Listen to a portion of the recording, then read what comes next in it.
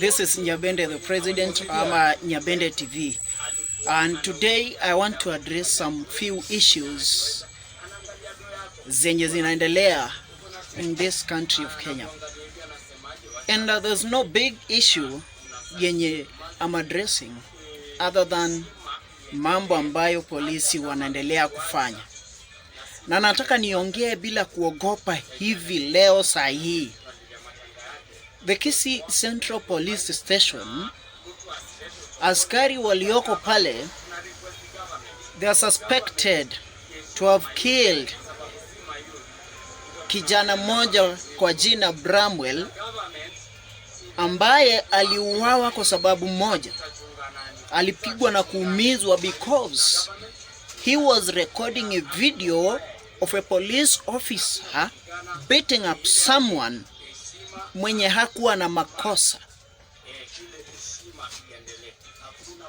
So leo pia wamejitokeza kwa wingi, wakasambaratisha maandamano ya amani ambayo yalikuwa yanaendelea because people wanted justice for the deceased. Kazi ya askari ni kuchunga mwananchi na kuleta amani, si kuua watu. There is no section popote na constitution yenye inaambia askari apige mtu akufe.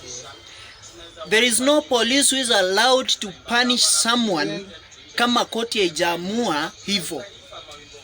So ni sheria gani ambayo nyinyi mnatumia kuua watu hapa na pale? Isitoshe, mulimuua kwa sababu ambayo, ama kumpiga kwa sababu ambayo haifai. Pia leo mimi mwenyewe, someone wanted to beat me up for recording a video and I was doing my work. My friend, you are a police officer, Kisii Central Police Station, and I speak here saying, enyewe singesimama unipige, lakini ungenipiga. That is not right. Let me tell you today,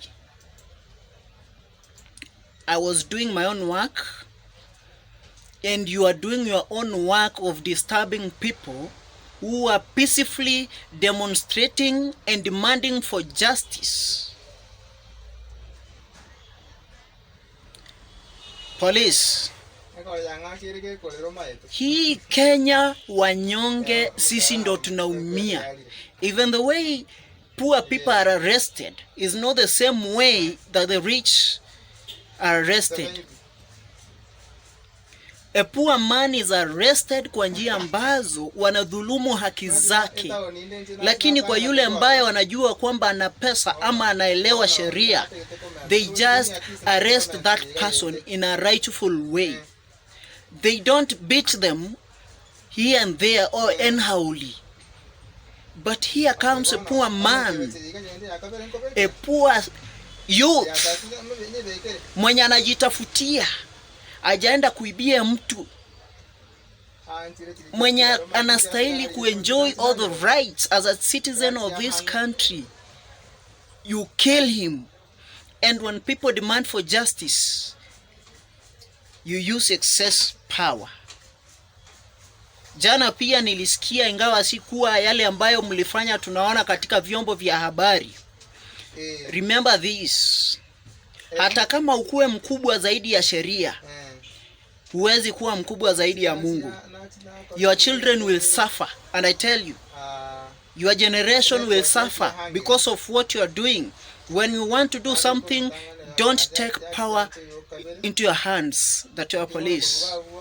My friend, chunga sana. So huyu ni kijana alikuwa anajitafutia, anafanya kazi yake kwa moyo, anatafuta pesa yake na ni mlipa ushuru. Je, wazingi, hata hapa ni kwenu nyumbani, mbona hujaongea? Why are you not responding to this? Please respond and save our people. Justice for BRAMWEL. Respond. You are our future leader. You hold Kisii and Nyamira counties. They're on your hands. Everyone is crying to you. They know we have a powerful person from here. And when a problem comes, why don't you solve? Can you come out, please, and solve this? Address us.